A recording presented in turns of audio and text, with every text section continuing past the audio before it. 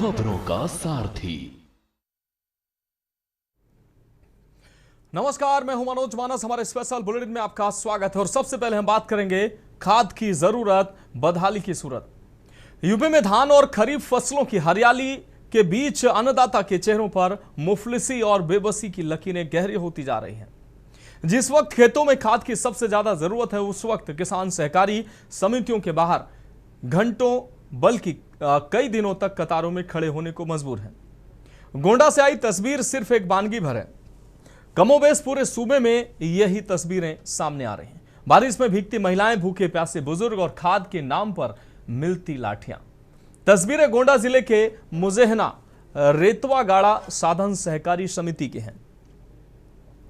आसमान से टपकती बूंदे और नीचे खाद के एक एक कट्टे के लिए अपनी बारी का इंतजार करते सैकड़ों किसान। इन कतारों में सिर्फ पुरुष ही नहीं, घर गृहस्थी छोड़कर पहुंची महिलाएं भी शामिल हैं, जो घंटों से इस उम्मीद में खड़ी हैं कि शायद आज उनके खेतों को खुराक मिल जाए। लेकिन अव्यवस्था और बदहाली का आलम यह है कि घंटों लाइन में लगने के बाद भी हाथ सिर्फ मायूसी लग रही है।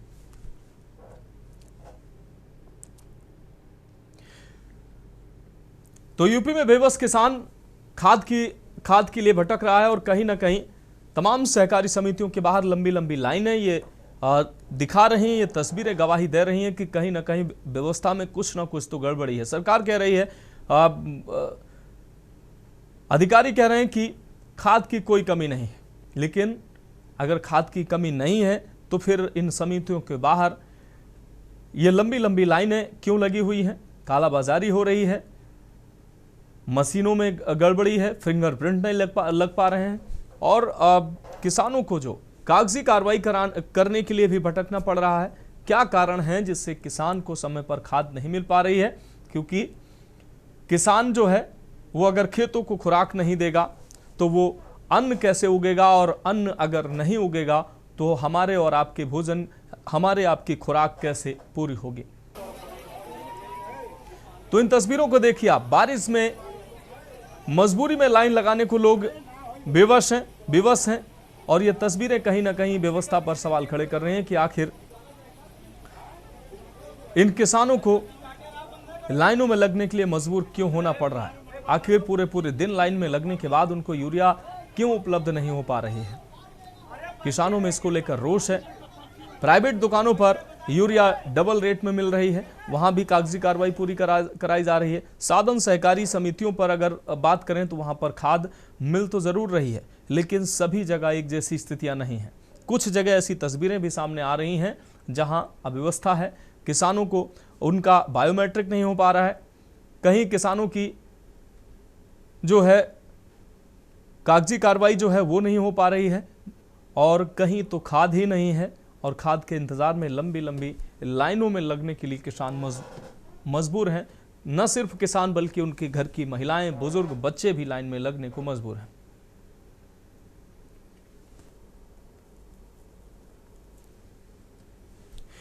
तो किसान बायोमेट्रिक न लगने की वजह से परेशान हैं। किसानों की जो फार्मर रजिस्ट्री कंप्लीट नहीं है, कई किसानों की वो इसके लिए परेशान हैं।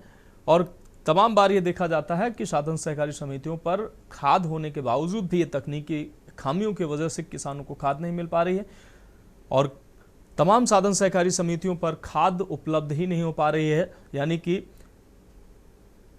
जहां से खाद आनी है वहां से स्टोर तक खाद आने में और उसकी गति इतनी धीमी है कि किसानों को समय पर खाद उपलब्ध नहीं हो पा रही है।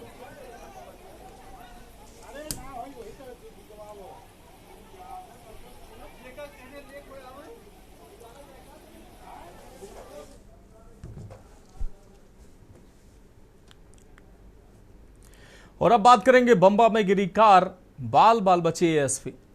खबर कानपुर देहात से है, जहां मासूम हत्याकांड की जांच से लौट रहे एएसपी आलोक प्रसाद की कार तेज बारिश के दौरान अनियंत्रित होकर बंबा में गिर गई। कार में पानी भरने से एएसपी, चालक और हेड कांस्टेबल कुछ देर तक गाड़ी में अंदर फंसे रहे। एएसपी ने पिछला दरवाजा खोलकर तीनों को कार की छत पर पहुंचाया, जिसके बाद पीछे आ रही पुलिस टीम ने सीढ़ी की मदद से सुरक्षित बाहर निकाला। हादसे में एएसपी और चालक को मामूली चोटें आई हैं। एसपी ने पुलिया पर एल शेप मोड़, सुरक्षा बैरियर और चेतावनी संकेतक नहीं होने की वजह से यह हादसा होना बताया है। तो जांच से लौट रहे एएसपी की कार बम्बा में जा गिरी। तेज बारिश में यह बड़ा हादसा हुआ। हालांकि समय रहते एएसपी को गाड़ी से बाहर निकाल लिया गया। सुरक्षा इंतजामों की कमी बड़ी वजह बनी। तो तेज बारिश में ये हादसा हुआ। हालांकि ये बड़ा हादसा होने से टल गया। एसपी ने फिलहाल इस घटना की जो मुख्य वजह बताई है वो पुलिया पर एल शेप का मोड़, सुरक्षा बैरियर और चेतावनी संकेतक नहीं होने की वजह से ये हादसा होना बताया है।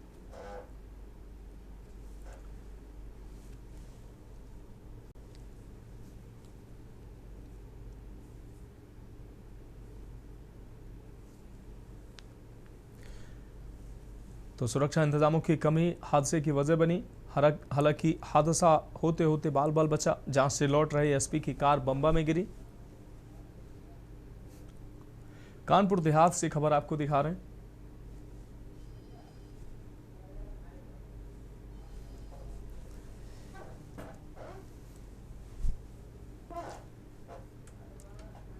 और इस खबर पर अधिक जानकारी के लिए हमारे संवाददाता अरमान मलिक हमारे साथ जुड़ गए हैं।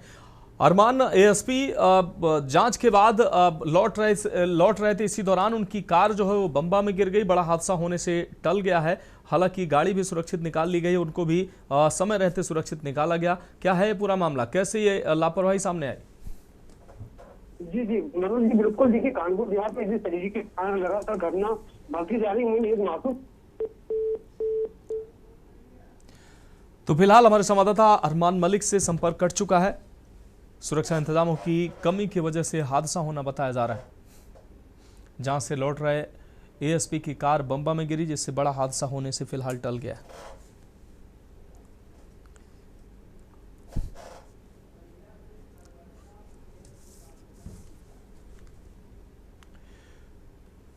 और अब बात करेंगे महिला से बर्बरता, पेड़ से बांधकर पीटा।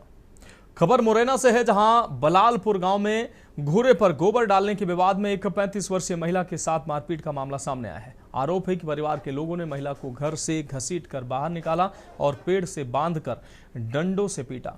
बचाने पहुंचे उसके बेटे के साथ भी मारपीट की गई है। पीड़िता की शिकायत पर पुलिस ने 3 महिलाओं सहित 5 आरोपियों के खिलाफ मामला दर्ज कर जांच शुरू कर दी है। बताया जा रहा है कि दोनों पक्ष आपस में रिश्तेदार हैं और पुलिस ने अब कार्रवाई हालांकि तेज कर दी है।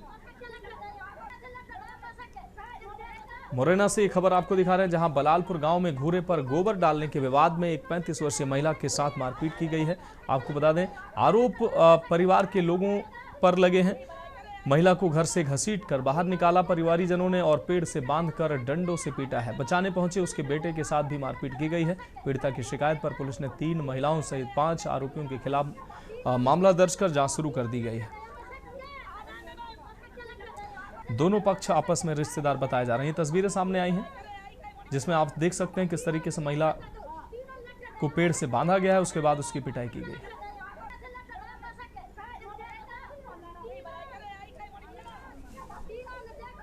और इस खबर पर अधिक जानकारी के लिए मुरैना से हमारे संवाददाता शुभम कुलश्रेष्ठ हमारे साथ जुड़ गए हैं। शुभम, घूरे के विवाद को लेकर एक महिला की पेड़ से बांधकर पिटाई की गई है, क्या है ये पूरा मामला? जी, मैं ये बता दूं, ये मुरैना जिले के बलालपुर गांव में एक घूरे पर गोबर डालने को लेकर एक विवाद हुआ, जो कि जिसने हिंसक रूप ले लिया, जिसमें एक ही परिवार के लोगों ने 35 वर्षीय महिला को घर से लेके आए और उसको घसीट कर बाहर निकाला और पेड़ से बांधकर उसे डंडों से बेरहमी से उसकी पिटाई की गई, जिसका वीडियो भी आया। वीडियो 3 महिलाओं सहित 5 आरोपियों के खिलाफ मामला दर्ज किया गया है, जबकि सीमा पत्नी मुकेश जो अपने घर के पास बने गोबर डालने गई थी, तो उस पे वहाँ के जो लोग थे और जो दबंग लोग कहते हैं या मतलब गाँव के जो ऐसे लोग थे, उन्होंने वहाँ उस महिला को घर से पकड़ा और बाहर निकाला घसीटते हुए और उसको पेड़ से बांधकर उसकी काफी डंडों और उससे मारपीट की गई। और जिसके बाद उसका महिला का जो बेटा है उसे बचाने वहाँ पहुंचा। उसके बाद उन्होंने देखा कि बहुत बेरहमी से इसकी पिटाई की गई, फिर उनको जिला अस्पताल ले आया गया और वहाँ पर उनको इलाज कराया गया। और जो है कि वहाँ के जो आरोपी हैं उनको 5 लोगों पर FIR की गई और कुछ लोग अभी फरार हैं। अभी पुलिस ने अभी तक किसी को गिरफ्तार नहीं किया गया। हाँ बिल्कुल शुभम, इस तमाम जानकारी के लिए आपका बहुत शुक्रिया। तो गूने में गोबर डालने को लेकर विवाद हुआ और विवाद में महिला को घर से घसीटकर पेड़ से बांधकर उसकी पिटाई की गई है। पुलिस ने मामला दर्ज कर जांच शुरू कर दी है।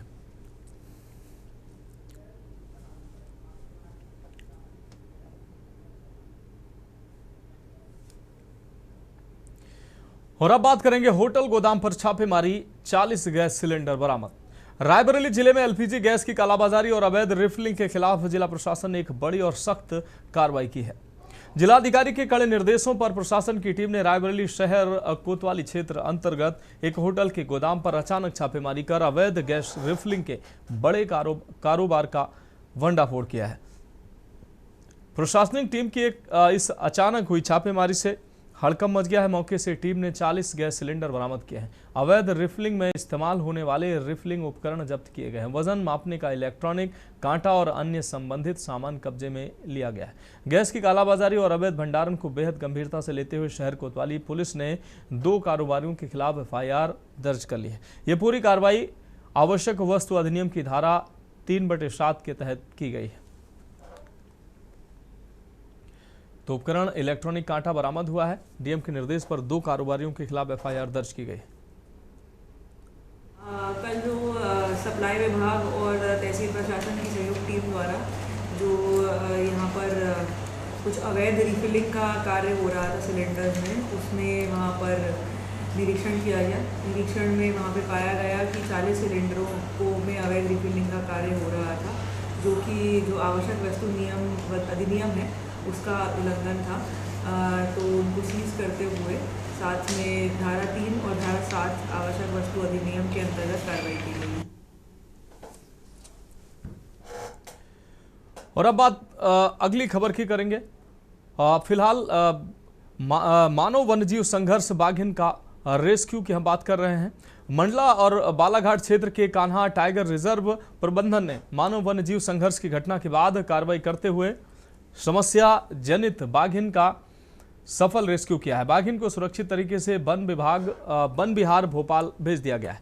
बताया गया कि खापा बफर परिक्षेत्र की कुम्हादेही बीट के ग्राम पर्रापुर स्कूल टोला थाना बेहर परसवाड़ा क्षेत्र में एक दिन पहले मध्य रात्रि बाघिन के हमले में एक महिला की मौत हो गई थी। घटना के बाद कान्हा प्रबंधन ने क्षेत्र में सुरक्षा व्यवस्था बढ़ाई और बाघिन की पहचान के लिए कैमरा ट्रैप, गश्ती दल और हाथी दल की मदद से सर्चिंग अभियान शुरू कर दिया।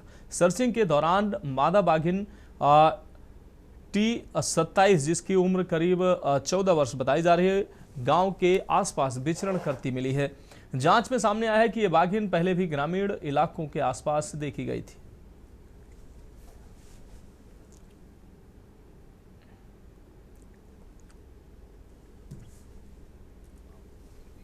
अगस्त 2026 की मध्य रात्रि में जो कान्हा के बफर क्षेत्र से लगा हुआ जो गांव है पर्रापुर बैहर थाने के अंतर्गत, वहां पे एक महिला को बाघ द्वारा मार दिया गया था। और फिर हमने जब सर्च कराया, हमारी टीम लगी, हाथी लगाए गए, तो उस बाघ का मूवमेंट आस पास पाया गया। और फिर कल रात में भी वो कुछ घरों में भागने जाने का प्रयास किया। एक जगह पे मवेशी को मारने का भी प्रयास किया। और चूँकि इसका मूवमेंट आबादी के आसपास था, तो जन सामान्य की सुरक्षा की दृष्टि से हमने इसको पूरे क्षेत्र में कैमरा ट्रैप्स लगाए और मुनादी कराई।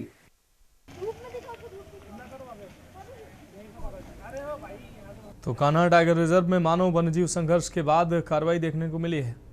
ग्रामीण क्षेत्र में घूम रहे बाघिन का सफल रेस्क्यू वन विभाग की टीम ने किया है। बाघिन T27 को वन विहार भोपाल भेजा गया है। तो मंडला से खबर आपको दिखा रहे, महिला की मौत के बाद बढ़ाई गई सुरक्षा व्यवस्था बढ़ाई गई थी और अब बाघिन का सफल रेस्क्यू किया गया।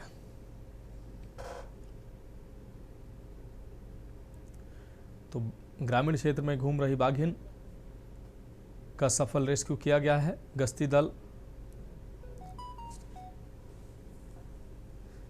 की सक्रियता से ये सफलता हाथ लगी है।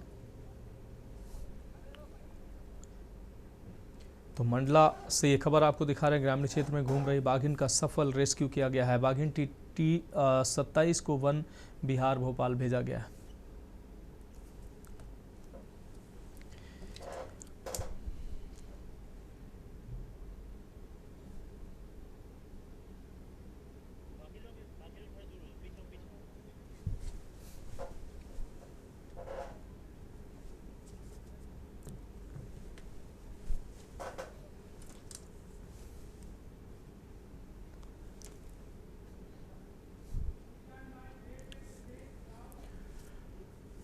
फिलहाल खबरों में वक्त एक ब्रेक का। ब्रेक के बाद हम बात करेंगे कांवड़ यात्रा जारी, महिलाओं की भीड़ भारी। खबरों का सारथी। ब्रेक के बाद हमारे स्पेशल बुलेटिन में एक बार फिर से आपका स्वागत है। हम बात करें कांवड़ यात्रा जारी, महिलाओं की भीड़ भारी।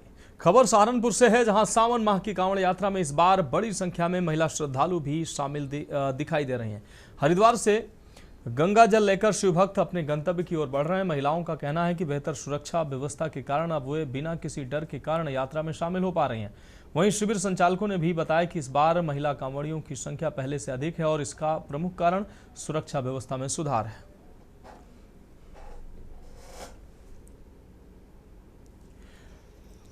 तो हरिद्वार से गंगा जल लेकर पहुंच रहे हैं कांवड़िए। इस बार महिला कांवड़ियों की संख्या बड़ी संख्या में है। सुरक्षा व्यवस्था बेहतर होना इसका कारण बताया जा रहा है। कांवड़ यात्रा में बड़ी महिला श्रद्धालुओं की संख्या,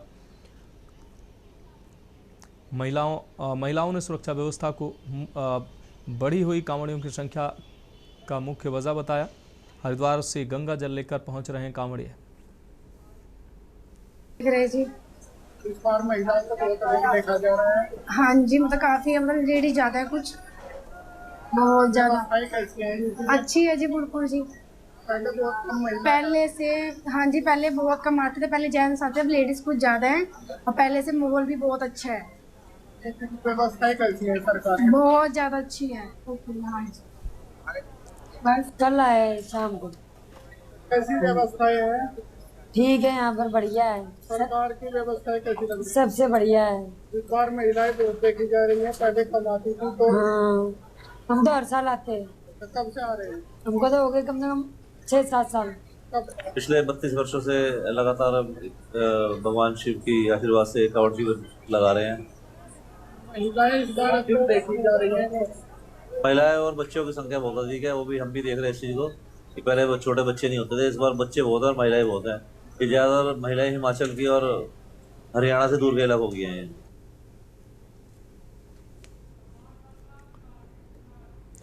और सहारनपुर से हमारे संवाददाता काशिफ खान हमारे साथ अधिक जानकारी के लिए जुड़ गए हैं। काशिफ, कांवड़ यात्रा अपने चरम पर है। कांवड़िए जो है हरिद्वार से गंगा जल लेकर अपने क्षेत्र में पहुंच रहे हैं और जहां पर शिव मंदिरों में जाकर उनको चढ़ा रहे हैं।